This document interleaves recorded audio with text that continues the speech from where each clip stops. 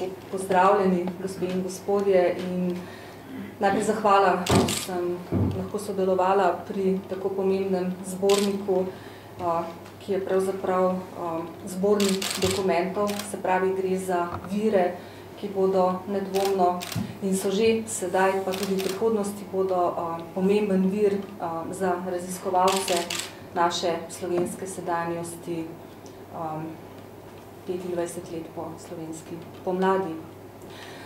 Jaz bom poskusila ta primer JJ, kot je knjiga naslovljena, postaviti v nek zgodovinski kontekst in bom naredila eno primerjavo, za katere mislim, da so kot zgodovinopisni postopek nujne, in sicer primerjavo z primerom JP. JP, Jože Pučnik.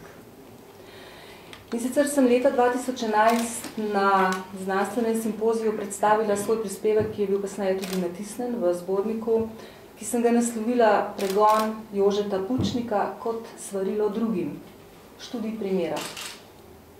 In v tem prispevku sem se ukvarjala z dizidentom, političnim zapornikom, intelektualcem, politikom, znanstvenikom in po mojem globokem prepričanju najpomembnejšim akterjem slovenske demokratizacije in osamosvojitve, dr. Jožetom Pučnikom. Sem prepričana, da vsi veste in vemo, da je bil zaradi člankov, pa že prej v gimnaziji recimo preganjan, ker se je zavzemal za človekove pravice. Zlasti zaradi članka Naša družbena stvarnost in naše iluzije v reviji 57.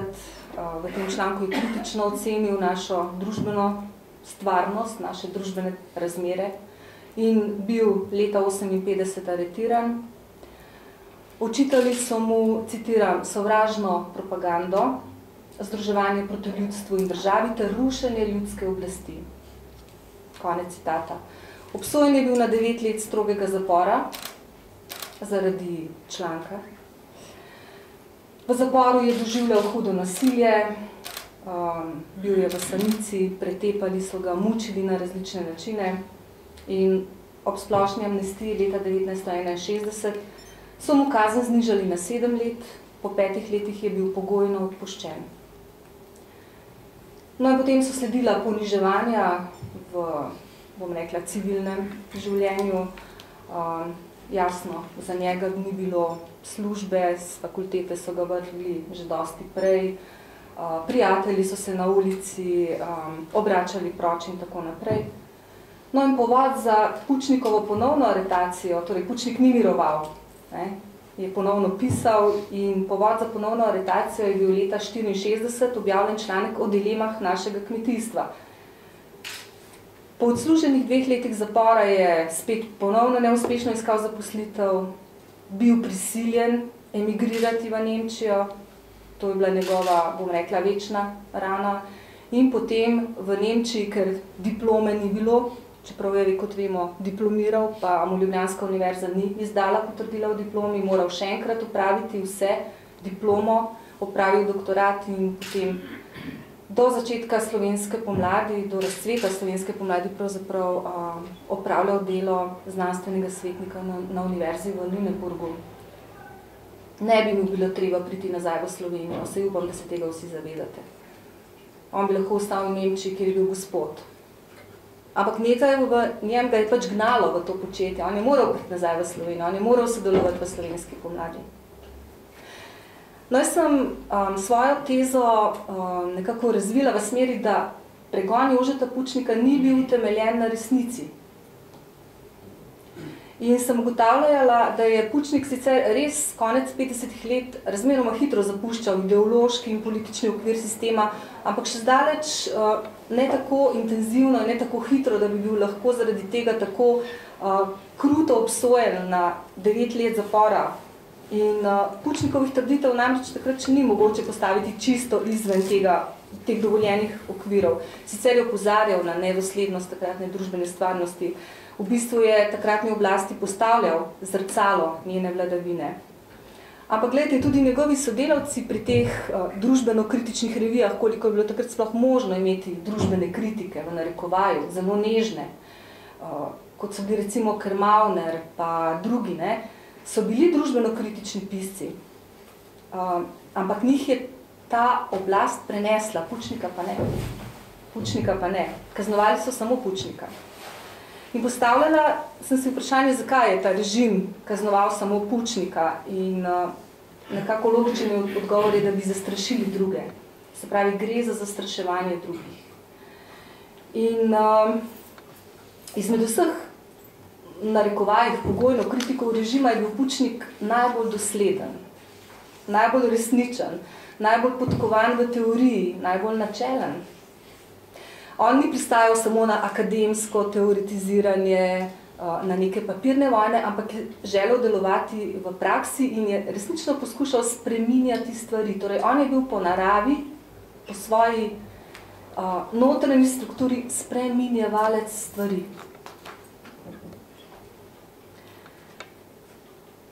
In glejte, pri tem razmišljanju o Pučniku in o tej knjigi Primer J.J. se mi seveda nujno ponujajo primerjave in tako sem, ko sem se pripravljala na pisanje predgovora in na ta današnji nastop, poiskala in intervju iz leta 89, junij 89, vsi se še spomnite, saj bom rekla, moja generacija, malo starejši, revije Telex. No in ta je objavila intervju s Pučnikom in novinar ga je vprašal, citiram, potrebno vas je bilo torej egzemplarično kaznovati. In Pučnik pravi, seveda, kajti politični procesi so vedno namenjeni zastraševanju drugih, ne pa kaznovanju žrtve, ki je izbrana. Gre za tipično generalštabno razmišljanje. Žrtvuj enega, da ukrutiš množico. In to je za leninistično mentaliteto nekaj popolnoma normalnega. Saj so bili pripravljeni žrtvovati tudi lastne ljudi. Recimo Kavčiča, Rankoviča, Džilasa in druge. To je tisto vojaško razmišljanje, ko žrtvuješ bataljon, da rešiš divizijo. No, potem pa zgodovina pokaže, da je šla k vragu tudi divizija. S takšnim odnosom do ljudi pa ni mogoče ničesar graditi. Metoda je učinkovita samo za rušenje. Za rušenje oblasti in v tem so bila leninistična gibanja uspešna.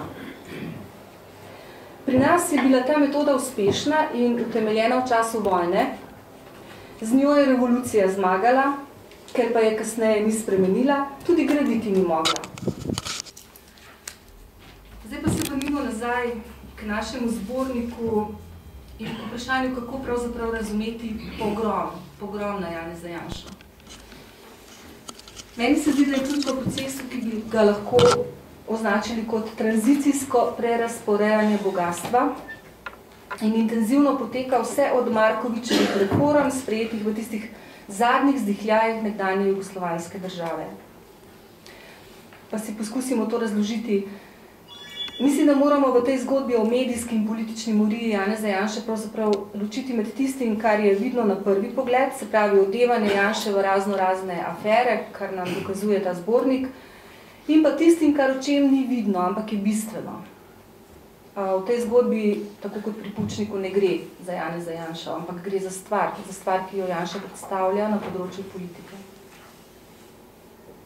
Skratka, od tako imenovane četverice, pa tudi že prej, preko Depale vasi, orožarskih afer, Ala Patria, do zadnjega poročila protikorupcijske komisije in tako naprej, se vleče lok neštetih poskusov do končnega obračuna s človekom, v katerem je nomenklatura, da jo tako imenujem, prepoznala svojega smrtnega sovražnika. Janšo so začeli politično napadati že sredi 80-ih let, se pravi že pred četverico, to boste tukaj v tem zborniku tudi dokumentirano našli. Ko je partijski in udbaški vrh spoznal, da bo ta enfant terrible nove generacije slovenskih politikov neuklonljiv in zato nevaren. Taki ljudje so bili pač nevarni. Spomnimo se Golega otoka. Pravzaprav bi lahko sledili nekaj značilnosti razvojnih faz Janševe diskreditacije. V začetku so ga zasmehovali in se norčevali iz njega, češ da ni sposoben. Ko se je izkazal kot obrambni minister, uspešen voditelj stranke, so sicer priznali njegove sposobnosti, ostro pa so ga začeli obtoževati kot nevarnega politika, čigar filozofija in drža naj bi izhajali iz vseh možnih totalitarizmov. Skratka, naslednje sporočilo njegovih nasprotnikov je bilo, da Janša ni demokrat, da njegova politika ni demokratična in so v tem času nanj obešali vse sorte afere, ki pa niso nikoli dobile sodnega epiloga. Tudi to boste našli dokumente v zborniku. Ko je podpora Janši in pa stranki, demokratski stranki vse bolj rasla, dejansko so se potem kritiki oprijemali vse bolj umazanih metod diskreditacije. Pisali so o njegovem duševnem stanju, analizirali njegovo psihično strukturo, jo mrcvarili in razčlenjevali do onemoglosti.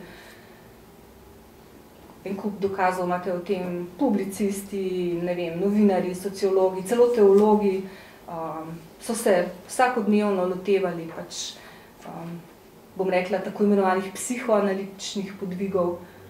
Podobno kot so jih za udbo nekoč opravljali posebej izbrani izvedenci, tako imenovani psihiatri. Skratka, en skupni imenovalec teh napadov je bil, da Janša z vidika mentalnega zdravja ni primeren za politiko.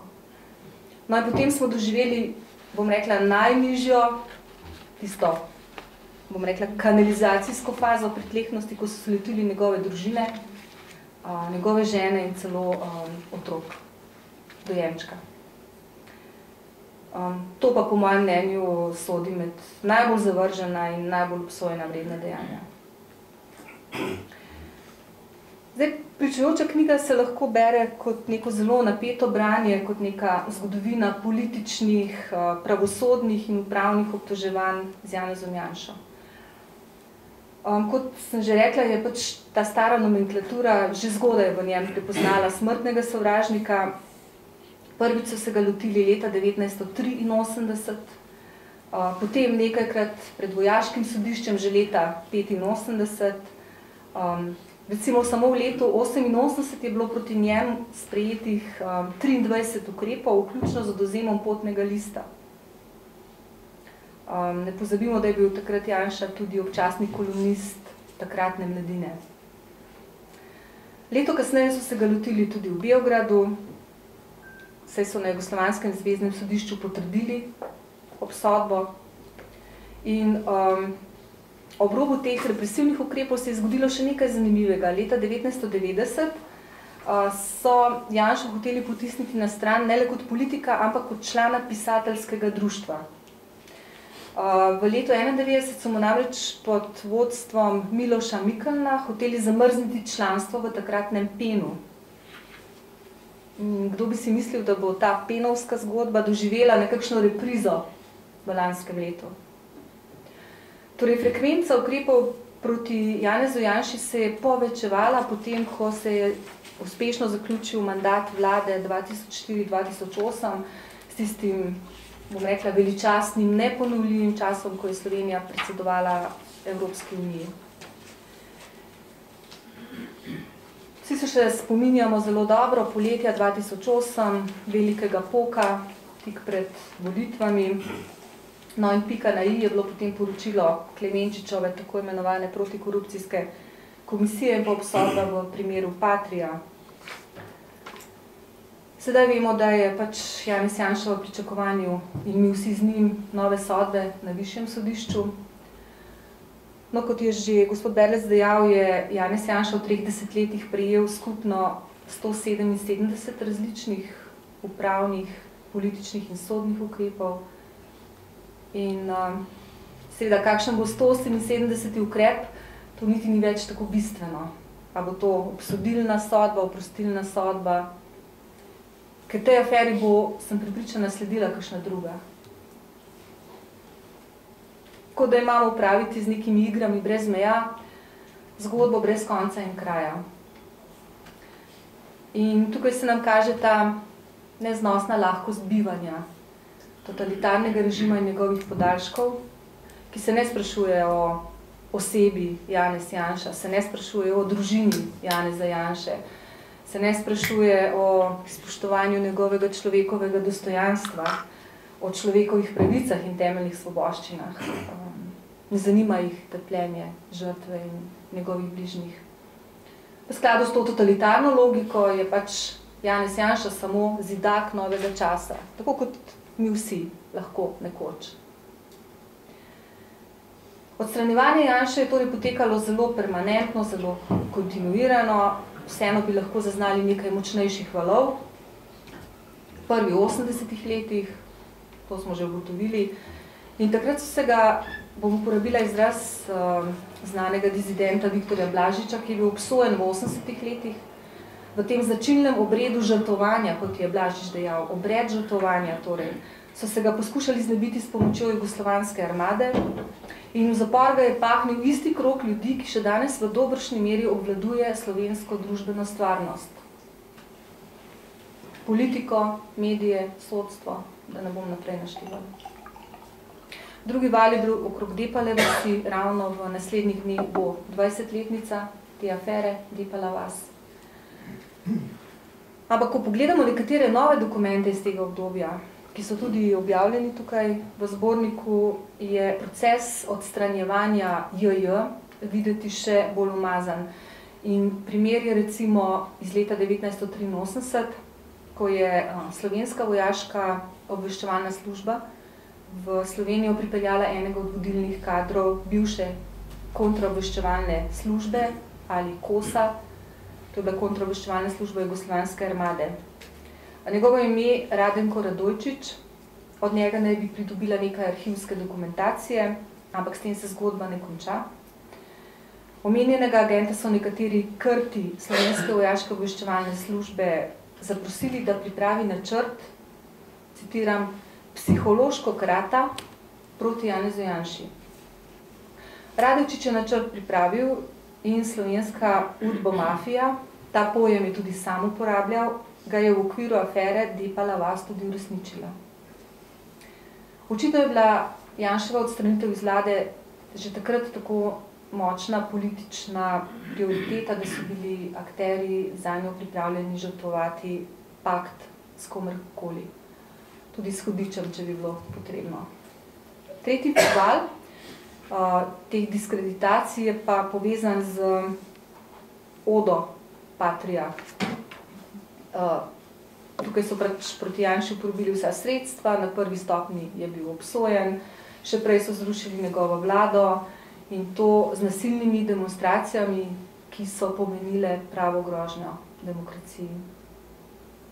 Po mojem mnenju je bil napis, citiram, politiki marš v Barbara Row, konec citata, ki so ga nosili tako imenovani protestniki, izraz točno tiste mentalitete, ki je brez milosti zmetala v jame na tisoče ljudi zgolj zaradi nasprotnih političnih stališč, brez sojenja, otroke, ženske, mladostnike, ki je zaprla Jožeta Pučnika zgolj zaradi člankov, ki niso bili v sozvočju z režimom.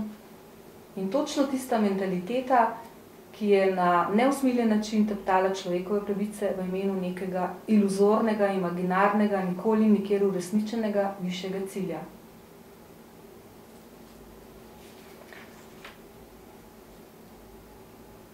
Ljudje, še zlasti Slovenci, poudarek na Slovenkah in Slovencih, smo danes nekako apatični in siti politike, ki dominantni mediji pripisujejo same slabe značilnosti. Ubiti politiko pomeni pravzaprav na lahek način ubiti državo, pleniti državo. In kot kaže ta knjiga, tiste, ki se bodo temu procesu plenjenja in ubijanja naše slovenske države upirali, seveda ubiti na tisoč in en način. In mislim, da je zdaj trenutek, ko bi nekako Slovenci morali jasno povedati, da je pač demokratična prihodnost Slovenije odvisna od tega, a bomo še naprej plen teh starih monopolov, a bomo mi še naprej podpirali te sprege udbomafije, avanturistične, anarhistične, ki obvladujejo dobršen del slovenskih družbenih podsistemov. Po mojem mnenju moramo nadaljevati prehod čez Rdeče morje, ki sta ga začela Demos in Pučnik. In tukaj seveda treba reči, da razvojna paradigma, ki jo že toliko let pravzaprav zagovarja in za katero stoji Janša, ogroža stare monopole, ki so Slovenijo pripeljali na rob propada. Jaz mislim, da bi danes Pučnik, če bi še živel, stopil v bran Janši in da bi dejansko podpiral Janšo, da so pač reforme, ki utrjujejo demokracijo v Sloveniji, ki utrjujejo pravno državo, neko stabilno, demokratično, politično okolje, ki bi zagotovila vzpon gospodarstva, rast delovnih mest. Vse to, česar danes ni, da bi Pučnik vse to podprl. In zato bom končala s Pučnikom, še prej pa bom rekla, da seveda, kot večkrat poudarim, Slovencem tudi tukaj na tem področju pravzaprav primanjkuje nekega sočutja, neke čist elementarne človeške empatije. In da bomo, če bomo želeli imeti demokratično prihodnost, morali tako Pučniku kot tudi Janši priznati neko osnovno pravico, to pa je pravica do človeškega dostojanstva. In ne zaključim s Pučnikom. Minilo je 11 let od njegove smrti, zelo ga pogrešamo, zelo pogrešamo njegovo kleno, jasno, vizionarsko besedo. Ampak nam je veliko zapisal in če beremo njegove besede, so zelo aktualne. Pred 12 leti je takole cankarjansko upogumljal cagave Slovence. Tako je to. Neprijazni so moji občutki ob 10-letnici samostojne države. Ponos, zadovoljstvo. Da, vse to je res in ni malo. Vendar so razmere v naši državi takšne, da bi se razjokal, če bi kaj pomagalo. Zato sočno zakovnem in ponudim precej medov na svet. Da, razjokajmo se nad lastno skrotovičenostjo in nad našimi vrbastimi hrbtenicami. Nato pa se končno dvignimo na zadnje noge in razvijemo v sebi vsaj delček tega poguma, doslednosti in resnicoljubnosti, ki jih opeva naša sentimentalna, lažniva narodova mitologija. Tako bomo zmogli marsikaj spremeniti in vzpostaviti v tej šentflorjanski domačiji stanje, ob katerem bomo res upravičeno ponosni na svojo suvereno državo, ki je danes pravzaprav še nismo vredni.